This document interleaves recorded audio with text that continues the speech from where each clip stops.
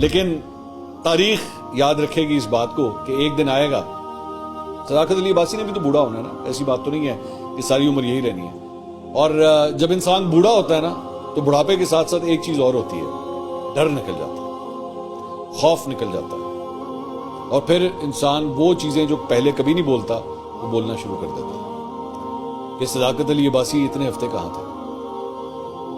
اس پورے انٹرویو کے دوران 10:43 پہ, میں آپ کو ٹائم بھی بتا رہا ہوں, 10:43, میں اتنے غور سے انٹرویو دیکھ رہا تھا کہ 10:43 کے اوپر اسٹوڈیو کے اندر کسی کے کھانسنے کی بھی آواز آئی. وہ اینکر بھی نہیں تھے, وہ صداقت علی عباسی بھی نہیں تھے. کیمرامین ہو سکتے ہیں, لیکن جتنا میرا ایکسپیرینس ہے, کیمرامینوں کو اتنی عادت ہوتی ہے, وہ اتنے پروفیشنل ہوتے ہیں, ان کو اتنی پریکٹس ہوتی ہے کہ ان کو بھی پتا ہوتا ہے کہ جب ریکارڈنگ ہو رہی ہو تو نہ کھانسنا ہے اور نہ چھینکنا ہے. تو غالباً شاید ہو سکتا ہے, میں آئی ایم ناٹ شیور, کہ ہو سکتا ہے اسٹوڈیو کے اندر کوئی ایسا شخص بیٹھا ہو جس کو ان آداب کے بارے میں پتا نہ ہو کہ جب ریکارڈنگ ہو رہی ہوتی ہے تو اپنی کھانسی پہ اور اپنی چھینک پہ کنٹرول کرتے ہیں. 10:43 کے اوپر وہ کھانسی بھی آن ایئر گئی ہے.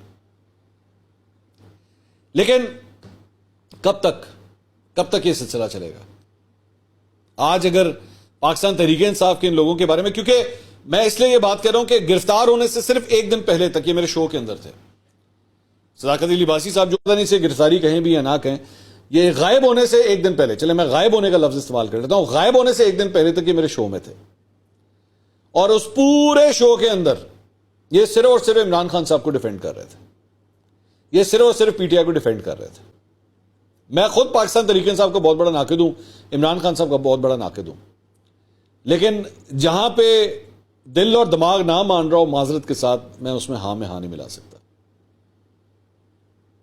عادل شاہ زیب صاحب, کامران شاہد صاحب آج ایک نئے گروپ کا حصہ بن گئے ہیں. اس گروپ میں اور بھی لوگ ہیں, کچھ پہلے سے پتہ چل گئے تھے, کچھ وقت کے ساتھ ساتھ پتہ لگ رہے ہیں. میں شاید کوشش بھی کر لوں تو اس گروپ کا حصہ نہیں بن سکوں گا. بہت سے مجھے ایکچولی یہ جب سے 2 انٹرویوز آن ایئر ہوئے ہیں, بہت سے لوگوں نے مجھے فون کر کے مجھ سے سوال کیا کہ اگر آپ کے پاس یہ انٹرویو آتا تو آپ کرتے. میں اس سے بہتر ہے کہ میں صحافت چھوڑ دیتا, میں اپنے عہدے سے استعفیٰ دے دیتا.